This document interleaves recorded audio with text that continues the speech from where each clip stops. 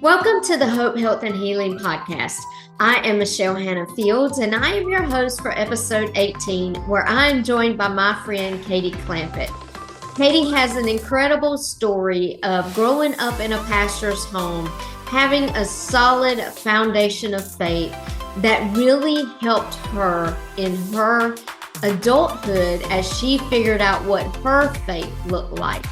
She also shares about her mom walking through cancer for the second time after a 20-year remission, and how at the same time she was walking through her own health struggles with her husband and their battle with infertility. She shares how God was so gracious to her during those moments and how she can look back and see His hand guiding and directing her all along the way. She also shares about her ministry and things that she's involved in now and how she uses those gifts and talents that God has blessed her with to bless others. Katie also talks about what it looks like as you're walking through the middle of uncertainty and how if we just surrender to the Lord and place those dreams that have been birthed in our heart on the altar of surrender, that God takes that and He works our life according to His plan and gives us such peace as we walk through it. Sit back, relax with your favorite cup of coffee or beverage of your choice, and let Katie's story inspire and encourage you today. Well, today I am joined by my friend Katie Clampitt, and just so honored to have you as a guest today. Thank you. I'm excited.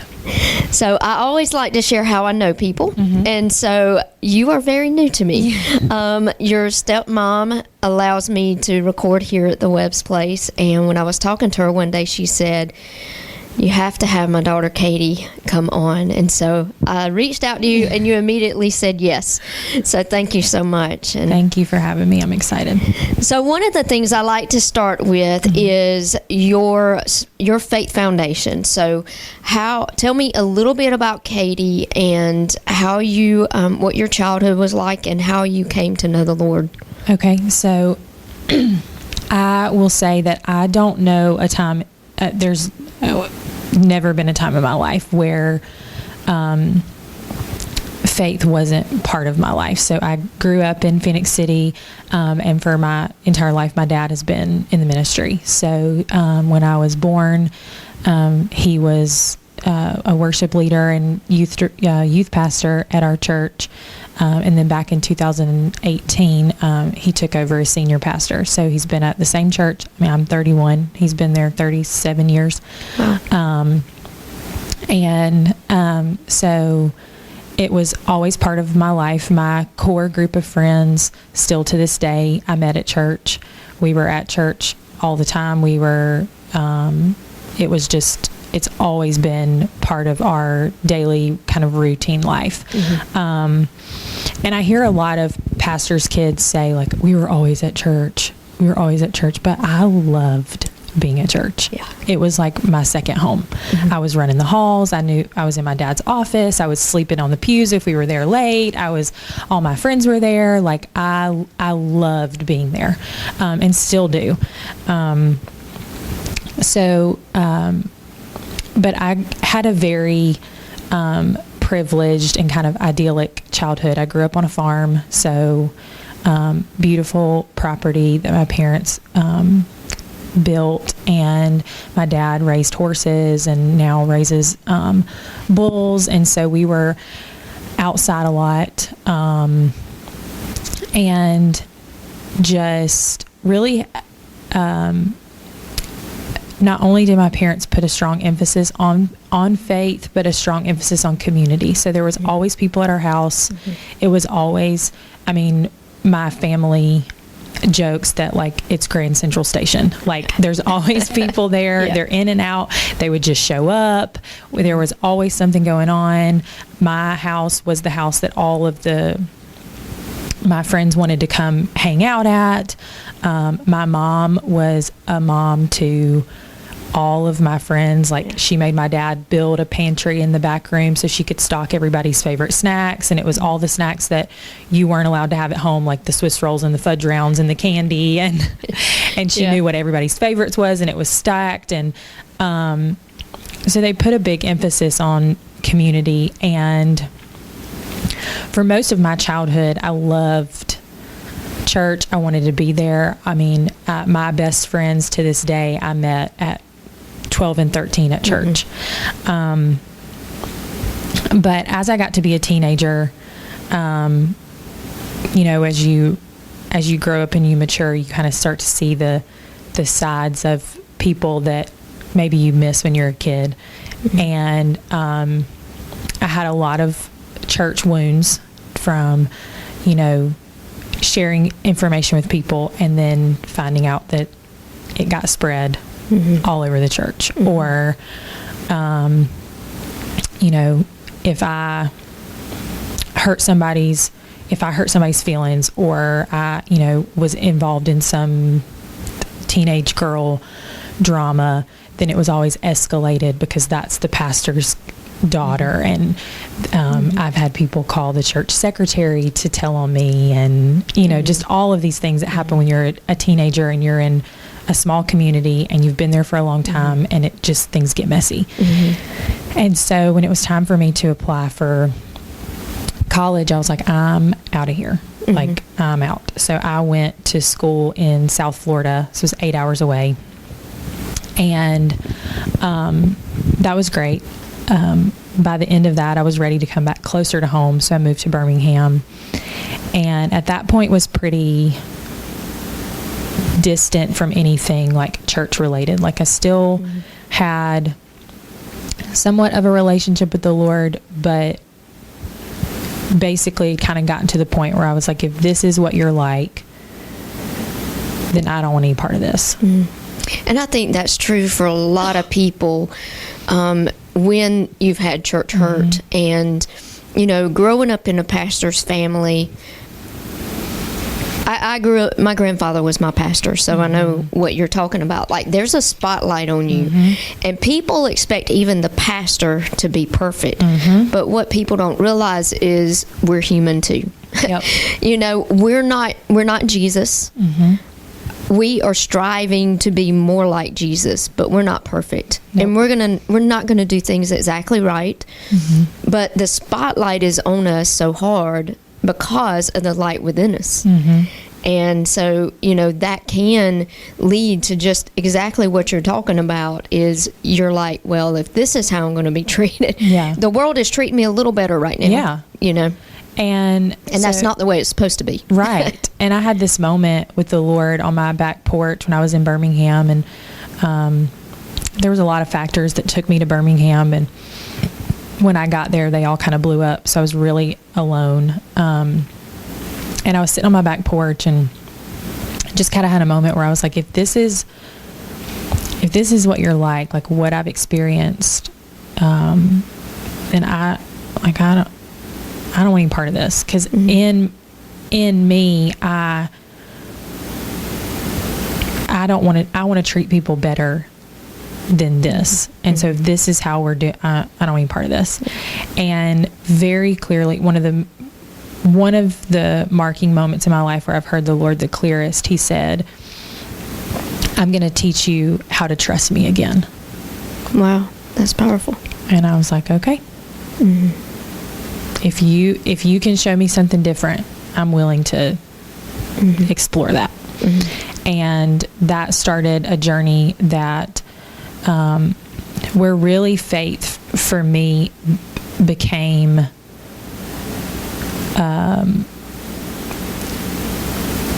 something that was very personal and individual to me, and not something that was just part of my norm or my parents' faith or like it.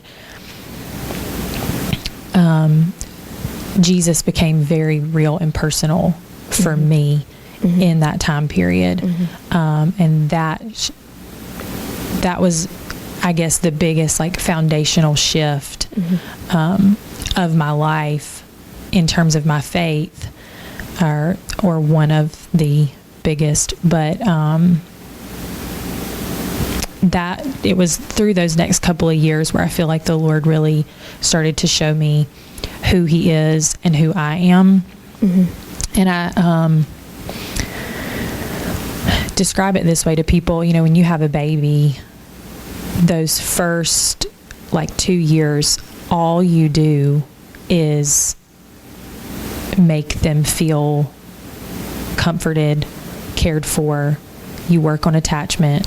They have a need and you meet it.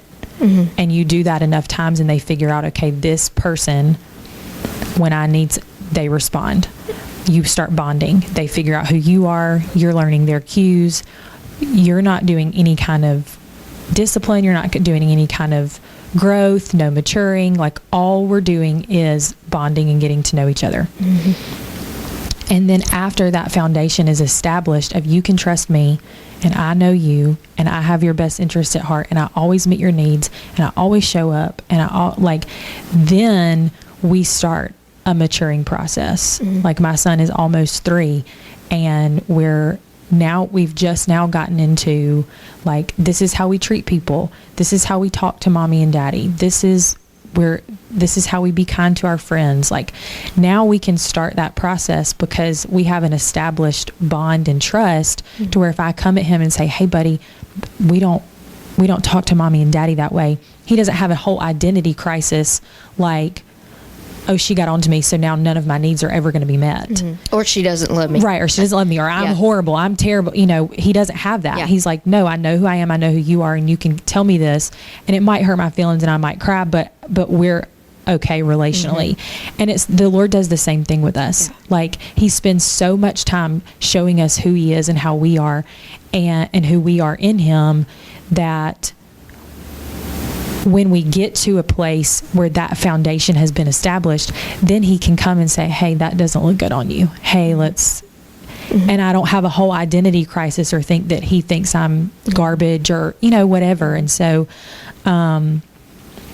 he really took those, I would say about 5 years of really undoing some stuff that I had believed and rebuilding,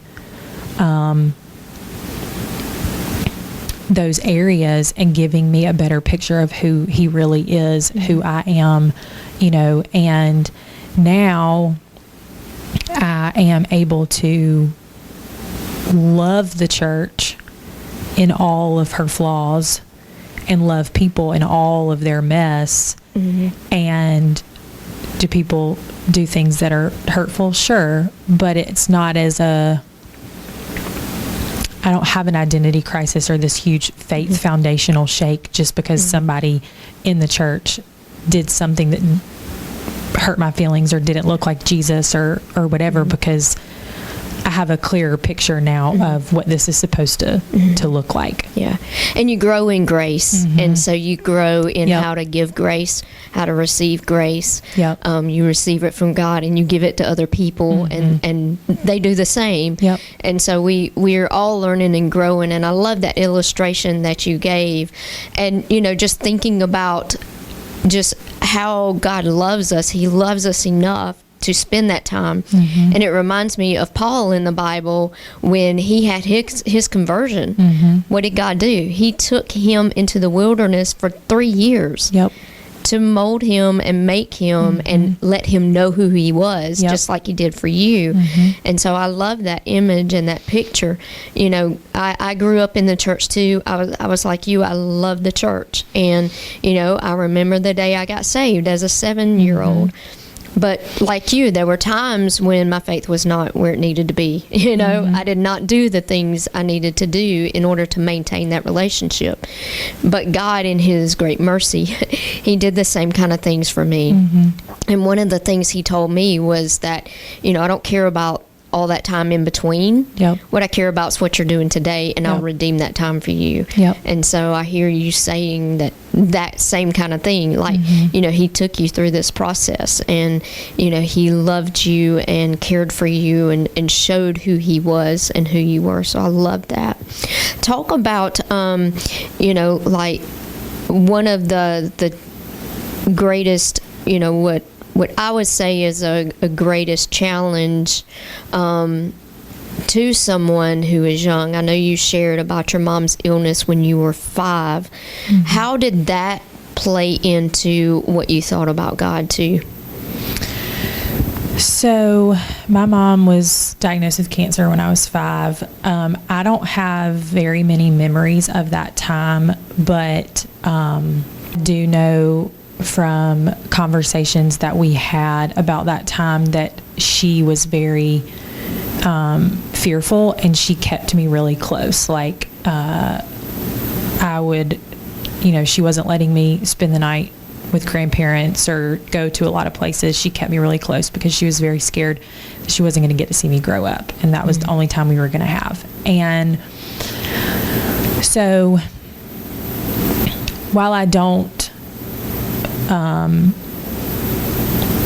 ever align with fear or think that anything good comes from fear, I think that the Lord, He gives His grace and He redeems things, and I think that He used that time to bring us together and created a bond with us that we probably wouldn't have had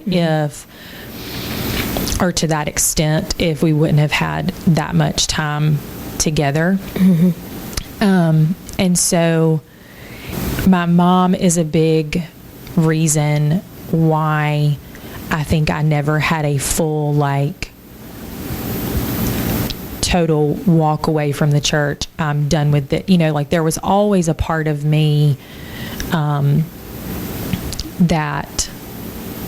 I might have walked away from church, but there was always a part of me that was still connected with the Lord. And that came from my mom.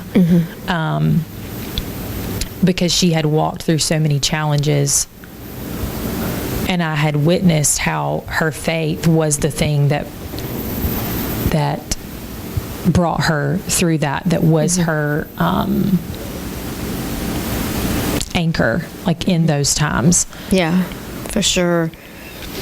And, I think that speaks a lot to us as we go through challenges too, because we're like, well, I saw my mom hold to her faith and how strong that was. And so I know that if God brought her through that, He's going to bring me through this. I think those are marked moments in our faith too that we can refer back to. Absolutely. And so when I met my husband in 2018.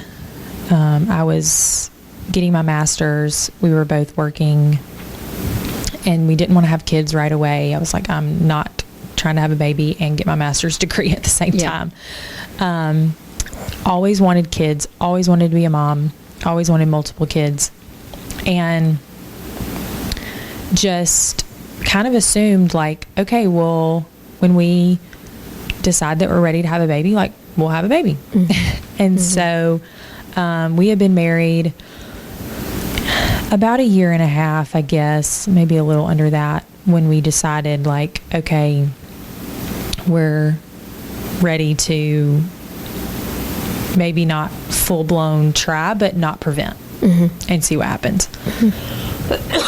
Excuse me. So we did that for about a year, and nothing was happening. And so when I went to my doctor, they did all these tests, and they came back and were like, well, you just have you have infertility, but we don't know why. There's not a label we can put on it to say this is why you're not getting pregnant. We don't know why. You should be. There's nothing wrong that we can find. And that was a really hard moment for me in my faith. I was like, I've always wanted to be a mom. I was the kid that was bringing the baby doll, the diaper bag, the stroller to the grocery store, to the ballpark.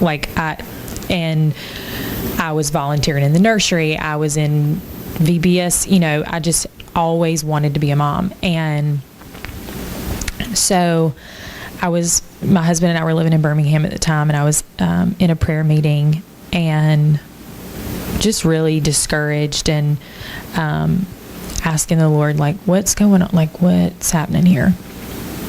And I had this picture in my mind of an altar in front of me, and the Lord was like, are you willing to put this on the altar? And if you never become a mom, are we going to be okay?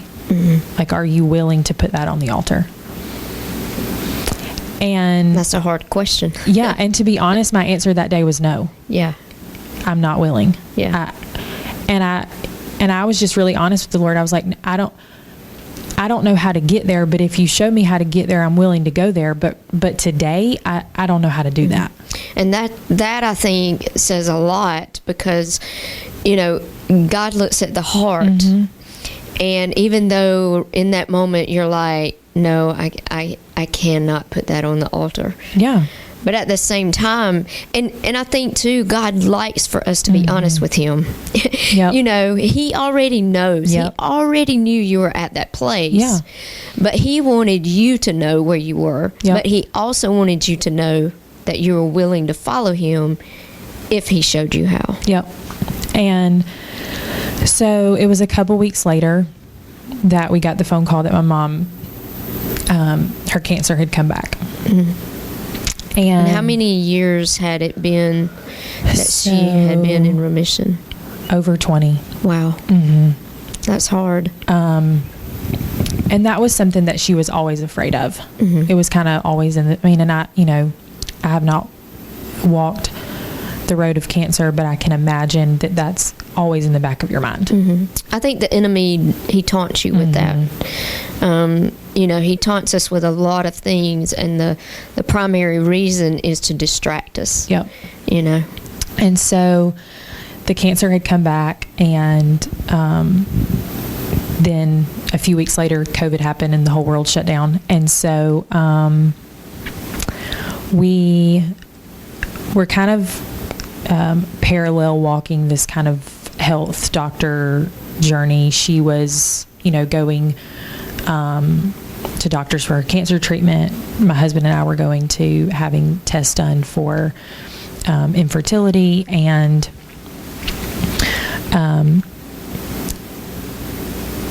my mom's was getting radiation done at UAB, and so she would come.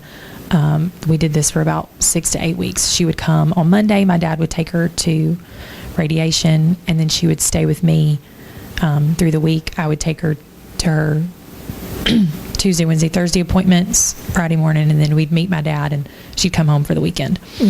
And I'm so grateful for that time, because we had so much one-on-one time together that we otherwise wouldn't have had.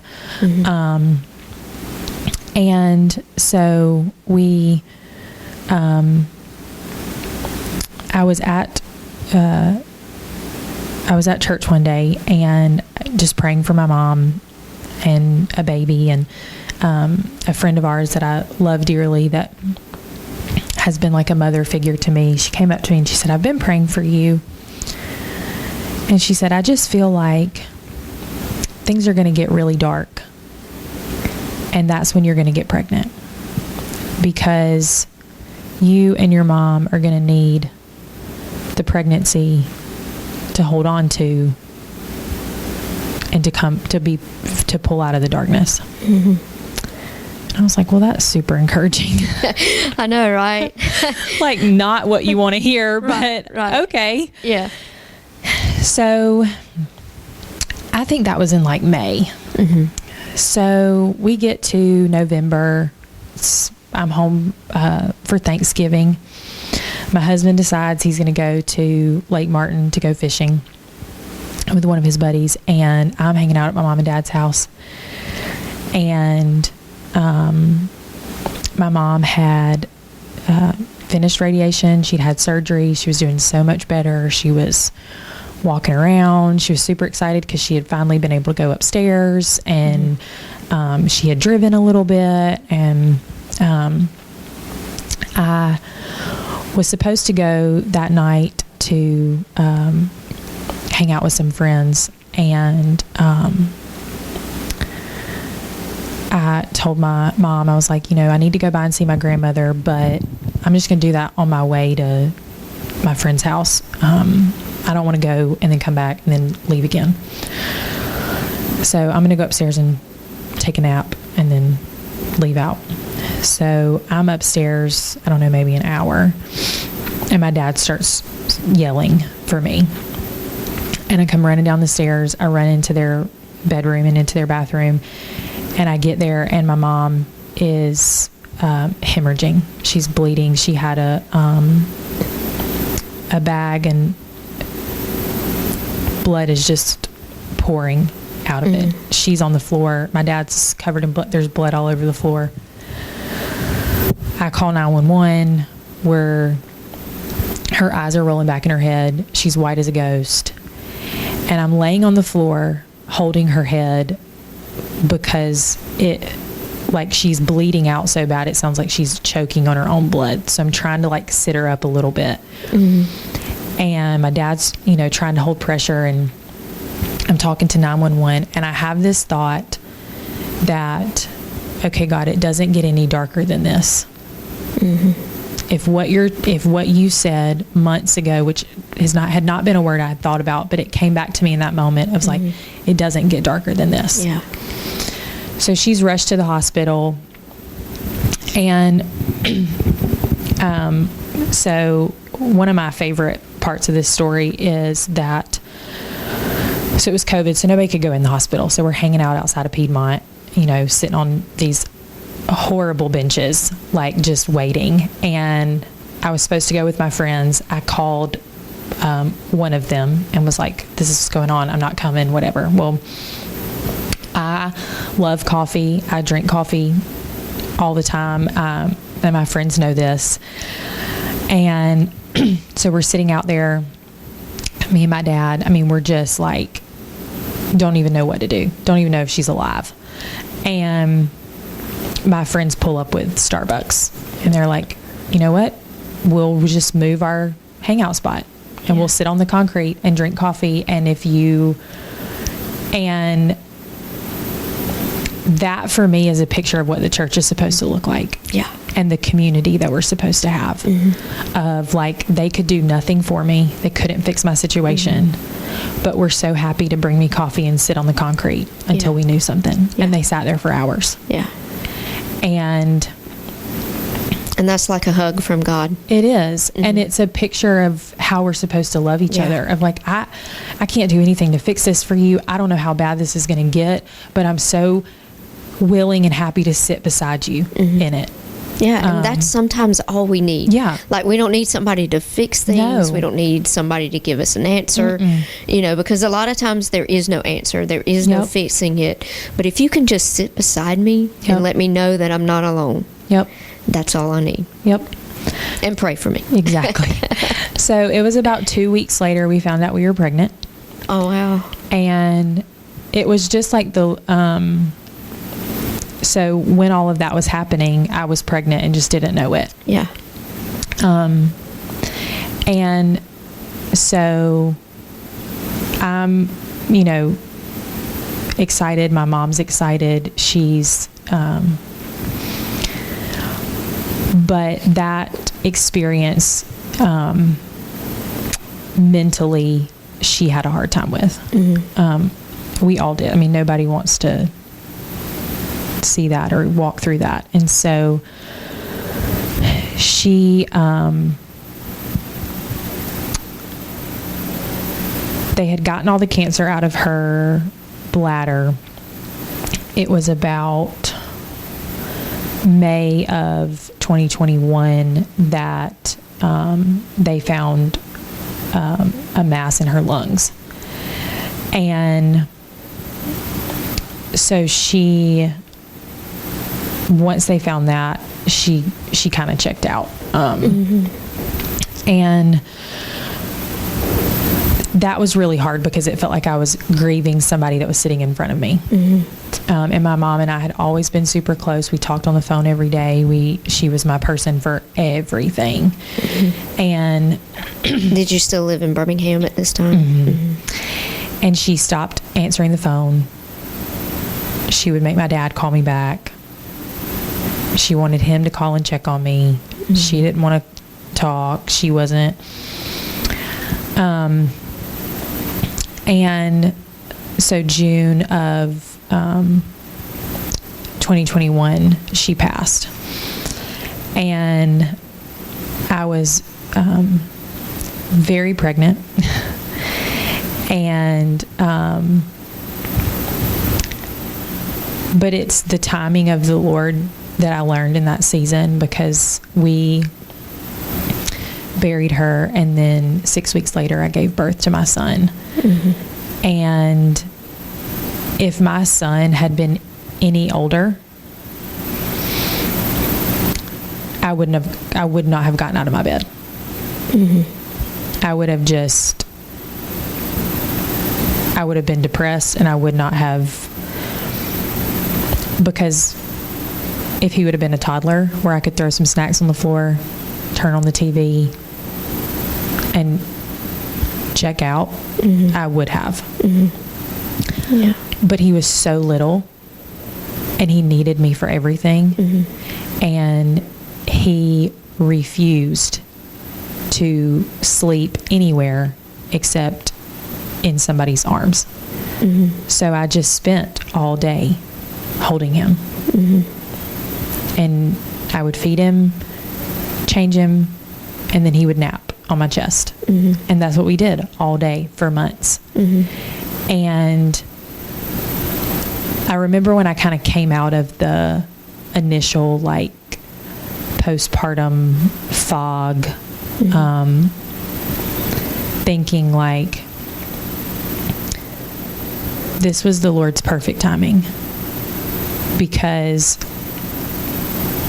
he knew how much I wanted to be a mom and how important that is to me. But I was so hurt and in so much grief from losing my mom that I would not have been a good mom to him, mm-hmm. if he had been any older. Yeah. For a season. Yeah. And that would have added to my right guilt and, mm-hmm. All of that. And so mm-hmm. the Lord's perfect timing was, hey, you're going to have a newborn that demands your attention, mm-hmm. that demands that you get up, that you move around, mm-hmm. that you keep going. Mm-hmm. And I kind of had this moment looking at him one day. My husband had gone back to work, and I kind of had this moment where I looked at him and I was like, I have to be your mom first before I'm her daughter. Yeah. Like I had this shift from I'm Debbie's daughter to I'm Mitchell's mom. Yeah. And I have to be his mom. Mm-hmm. Above everything else. Mm-hmm. I have to be his mom. Yeah. And he saved me. Mm-hmm. And God knew that. Yep.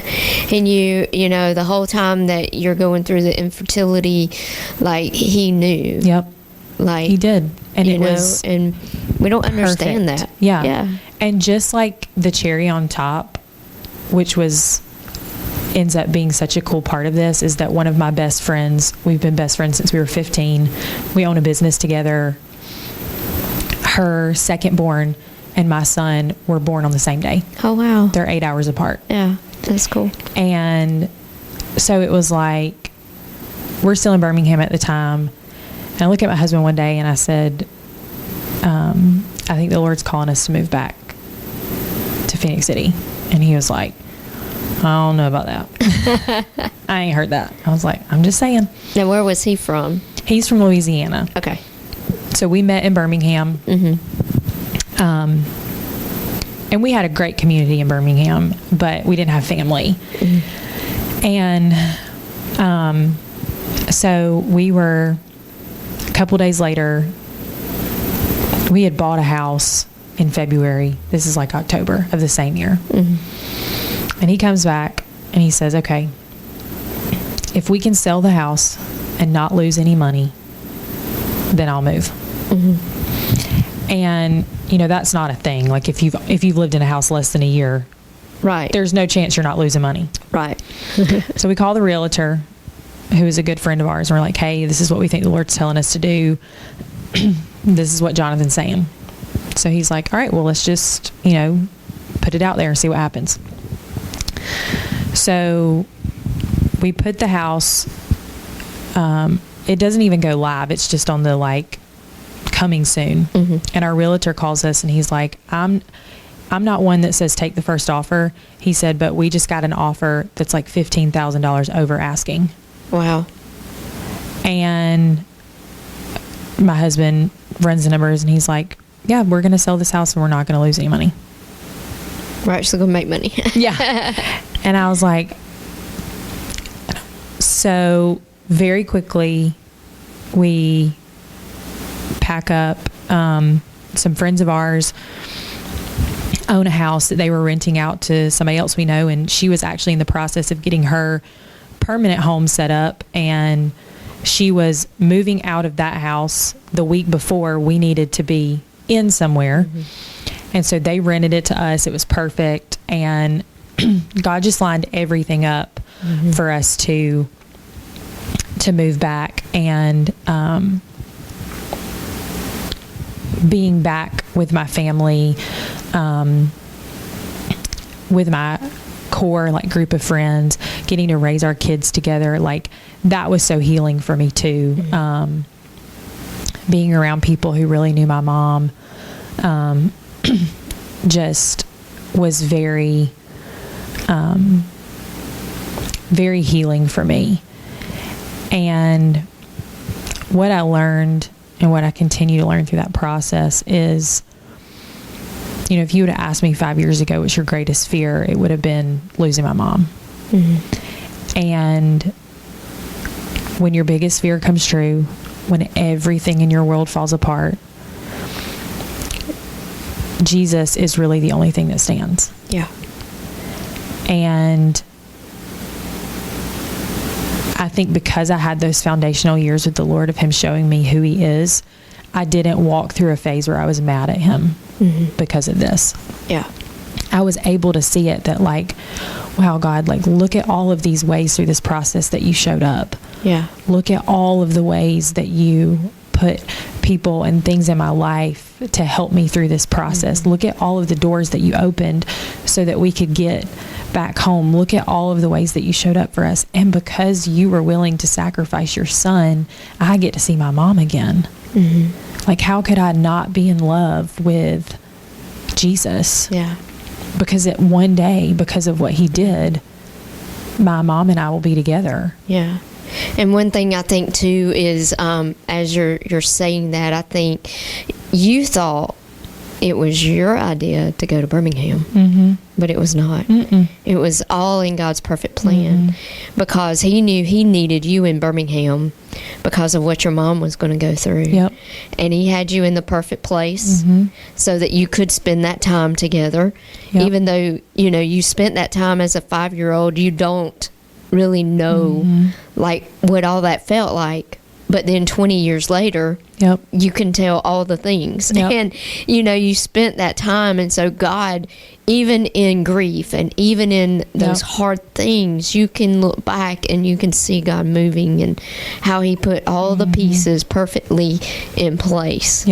So I love that. I wrote a devotional a couple years ago, and it was called Even in This. And that's a question that the Lord always brings me back to as I walk through situations of, like, even in this, will you trust me? Even in this, will you see my goodness? And my mom used to always say, there's grace for that. And I remember waking up the day after her funeral, and I had her reading glasses and a cup of coffee, and I could just hear her saying, like, Katie, there's grace for this. Yeah. And there really has been. I mean, it has not been easy. Right. Like, I mean, I still have moments where I feel like I've been kicked in the gut. I watch my little boy and I'm like, oh my gosh, I just wanted her to be here to see this. Never thought I would raise my kid without her there. But the Lord has been so good and gracious. You know, my dad got remarried, and I told him when, which we always knew he would. He doesn't like to be alone. And my mom used to joke that they'd be lined up at the funeral, so when he told me, that he was thinking about dating or, whatever that looks like, I said, okay, I have 2 stipulations for this. And I said, she's got to have her own stuff. She's got to have her own money, her own house, her own, we're not doing, drama. Mm-hmm. She needs to be stable on her own without you. Mm-hmm. You're not in a position in your life to be anybody's savior or rescuer. And 2, if she has kids, they need to have their crap together. Mm-hmm. You've raised your kids, you have grandkids, you're in a season of life where you want to be with your grandkids, you want to enjoy that, and we don't have time to be dealing with grown children drama. Yeah, for sure. And so he was like, okay, that's fair. Mm-hmm. And so he called me one day and told me that he was thinking about asking Angie out to dinner. And I was like, well, I told you my 2 stipulations. So I'm good. Mm-hmm. Whatever you need to do. I love you. And I remember my husband looking at me and he's like, you're okay with this? And I said, well, it's weird. Mm-hmm. I mean, my parents were madly in love with each other. That's all I've ever known. Never thought I would have a stepmom or anything, mm-hmm. This is weird. Mm-hmm. I said, but I'm at home every night with you and Mitchell, and my dad's by himself. Mm-hmm. And if I was 12, we'd be having a different conversation. Mm-hmm. But I'm a grown woman. My brother's grown. He has his own family. And it's super unfair of us to say, no, Dad, you need to be by yourself until we feel comfortable. Mm-hmm. But we're going to be with our families. Mm-hmm. And you just be alone. Yeah. So is it weird and hard? Sure. But things can be good and hard at the same time. Right. They don't have to be one or the other. Yeah. And so my dad called me. I called my dad one day and I was like, we were still in Birmingham, and I told you Mitchell would not sleep unless you were holding him, which made showering, pumping, all those things really difficult. Yeah. So I called my dad one day and I was like, can you come up here and just hold him so I can take a shower, take a nap, pump, I'm just at my wit's end. And he was like, yeah, I'll come. And so he called me back maybe 30 minutes later, and he said, do you care if I bring Angie? And I was like, Dad, I don't care if you bring the entire church on the van. Just get up here and hold this baby. Yeah. I want to take a shower. I don't care. Bring somebody you find on the street. I don't care. Just get here. Just get here. So they came up, and from that day to today, she has been such a godsend. She is a brilliant grandmother. For somebody who had absolutely no preparation and was just thrown into it, incredible. My son is obsessed with her. Yeah. She is one of his favorite people, and she is active with him. She's not one that if we go to his house, she's doing her own thing, and he's she's in the pool with him. She's teaching him how to feed the chickens, and she's taking him to get, and I see God's goodness in that. Yeah. That if my mom couldn't be here to be a grandmother to him, wow. He sent you the perfect one. Yes.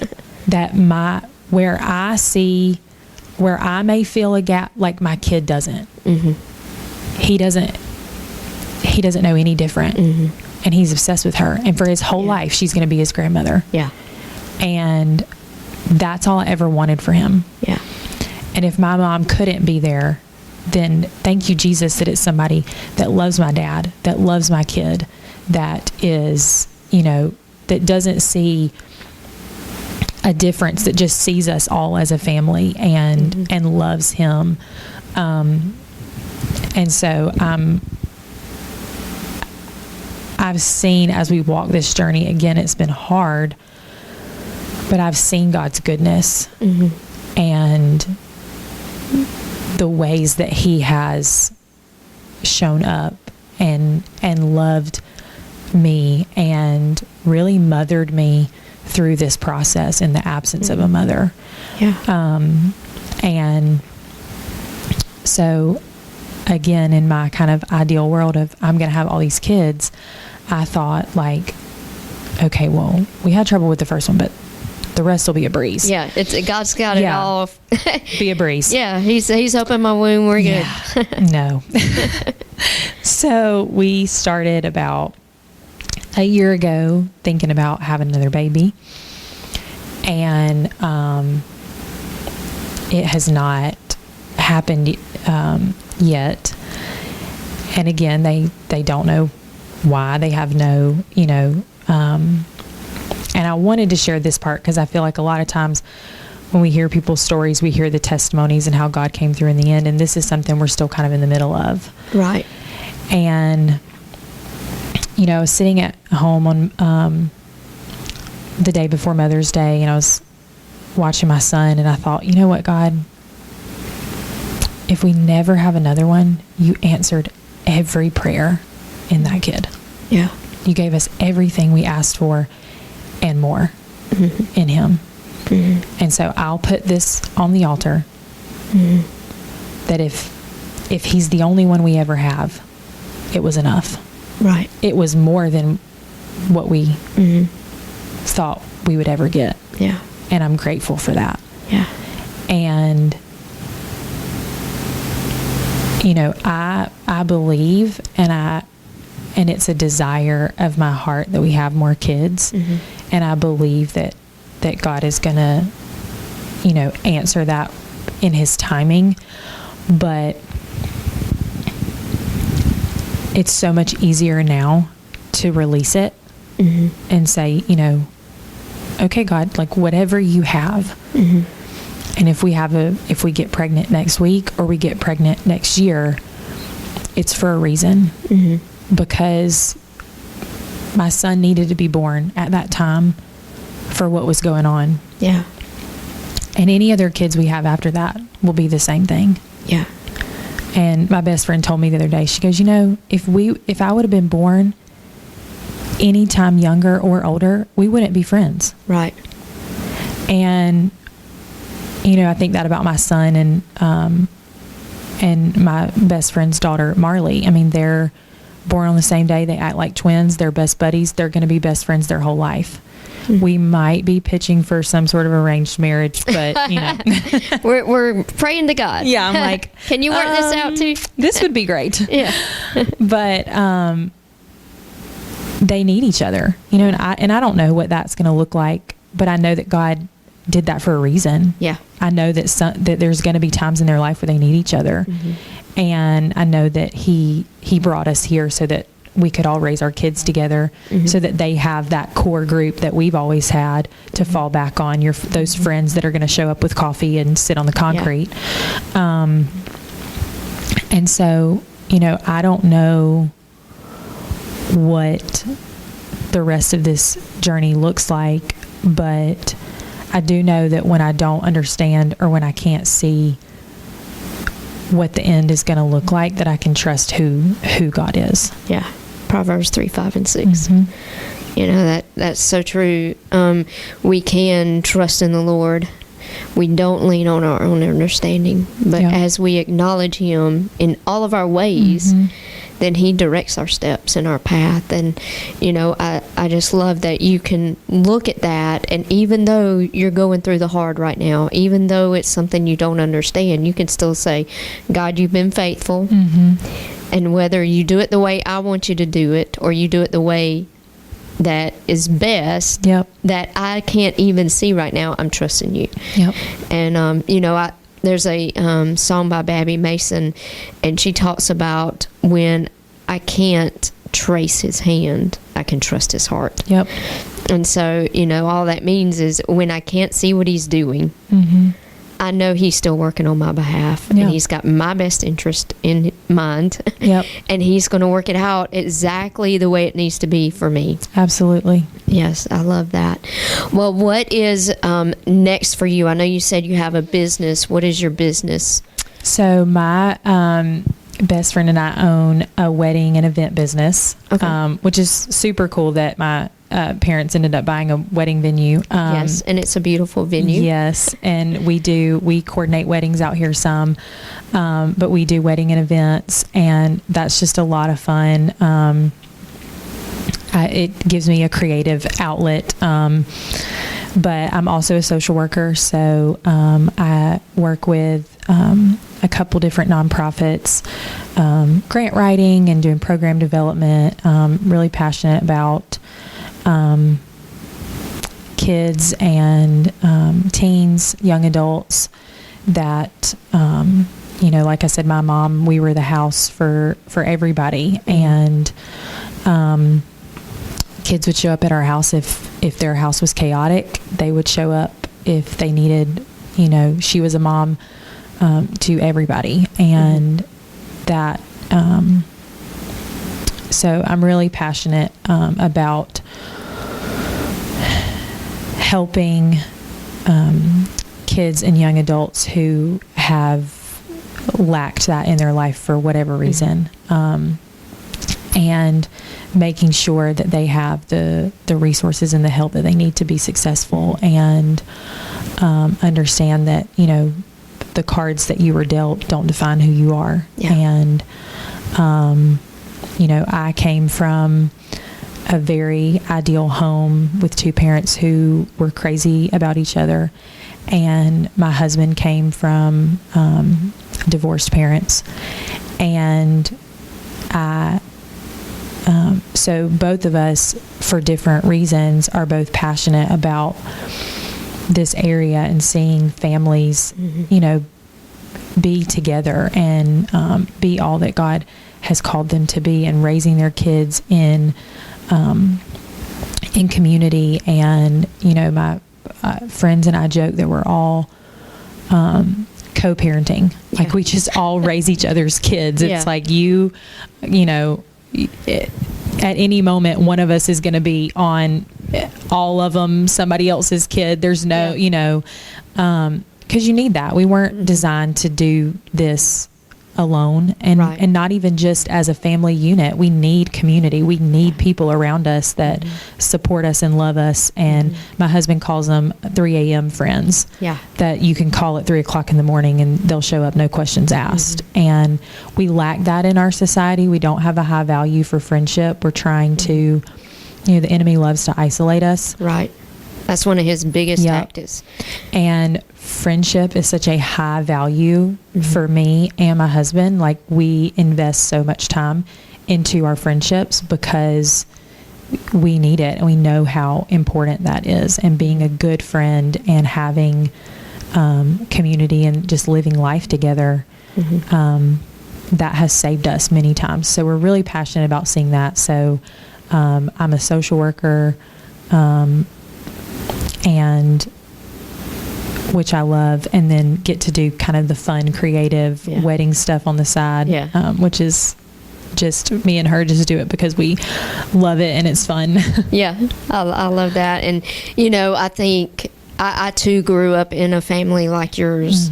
My parents loved each other. We did a lot together as a family, and just that foundation of faith that I saw. And so to me, I'm the same as you. Like, it breaks my heart for somebody who didn't have that. I don't think that I don't lift myself up because I had that. My heart is broken for people who didn't. Absolutely. And so, I told that to my husband the other day. I was like, we watched a movie, which is crazy because it wasn't real life. I cried through the whole thing and even into the night. Like, we went to bed and I was still crying. He's like, what is wrong with you? There's certain movies I'm like, you have to turn this off. You have to turn this off. I was like, my heart is broken because I know that was just a movie, but my heart is broken because it's real for somebody.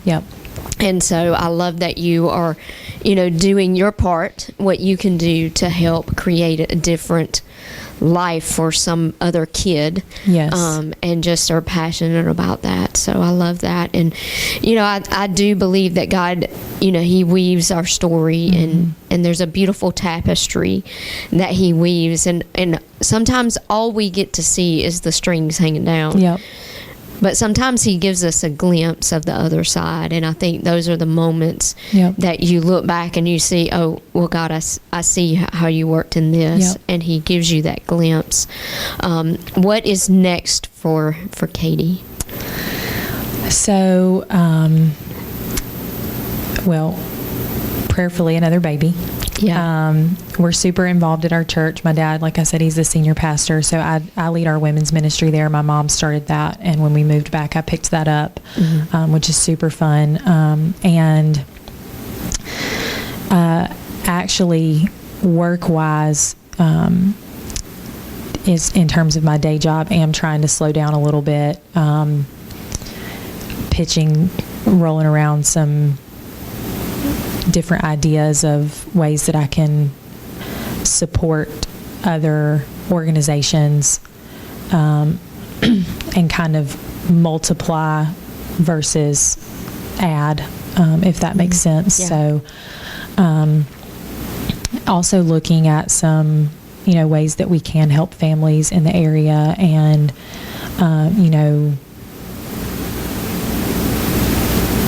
teaching and helping and supporting people that, may have a similar story to my husband of you came from a family of divorce and infidelity, but that doesn't have to be your story. Right. And God redeems that too. Yes. And I've seen that in I looked at my husband the other day and I said, you are the most loyal husband I have ever met. Like, I don't know anybody more loyal than you. And when you were Mitchell's age, your dad had left. And look at you. Like, you are one of his favorite people. Like, you don't just come in this house and, hey, buddy, and, like, y'all go fishing and you play in the backyard and you change diapers and like, I'm not a single mom who has a husband. Mm-hmm. Like, you're engaged and involved. You look at what the Lord did. Like, look at what you have done. This is incredible. Yeah. Like, your family line is forever changed. Right. Because you made the decision to follow the Lord, to listen to him, even when it was hard and you didn't want to. Right.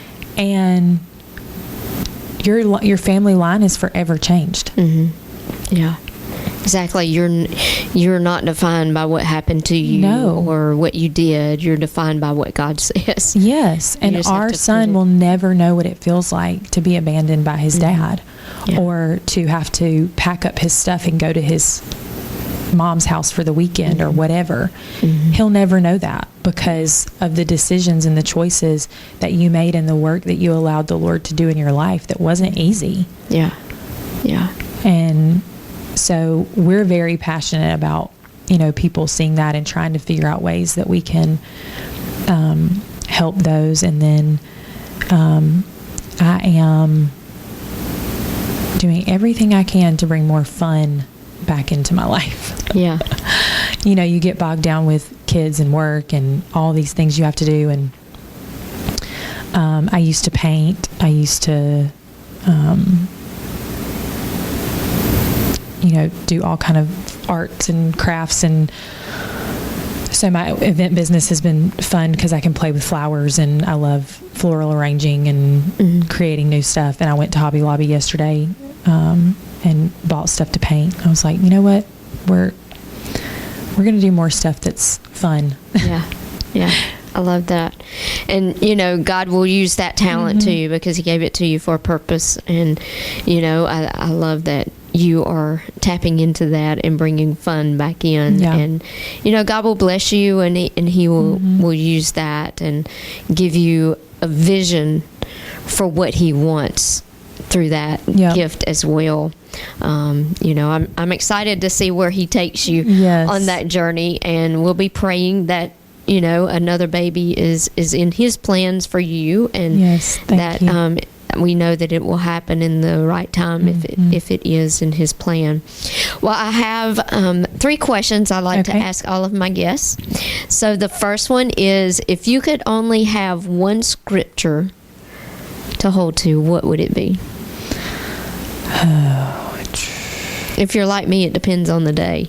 Yes, I would say most days is probably, and I'm going to get the verse wrong, but it's Matthew 28. It's the last scripture in Matthew where Jesus is getting ready to ascend to heaven, and he says, "Go and make disciples in all the world, and I'll be with you even to the end of the age." Yeah, the Great Commission. And that's kind of been the journey of my life is, okay, I don't know what this looks like, but you're with me, and that's enough. Yeah, I love that. Okay, I already know the answer to this, but I don't know part 2. All right, so are you a coffee drinker or a tea drinker, and how do you take it?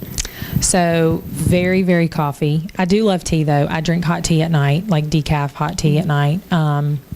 So really both, but probably more heavy on the coffee. I used to take it very sweet and sugary. I did Whole30 and learned that my body does not like sugar. So I usually do a little bit of cream, and that's it. Okay. Do you use like half and half, or?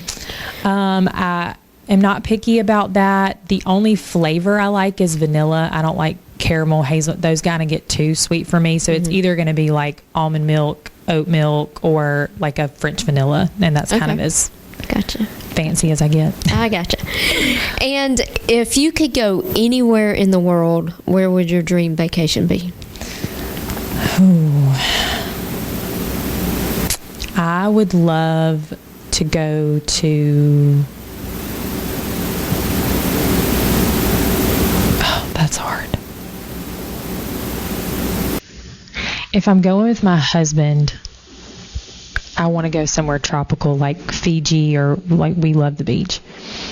If I'm going with my sister, then we're going to like Paris, where we can shop and eat at cafes and drink tea and sit around all day, that my husband is not going to do.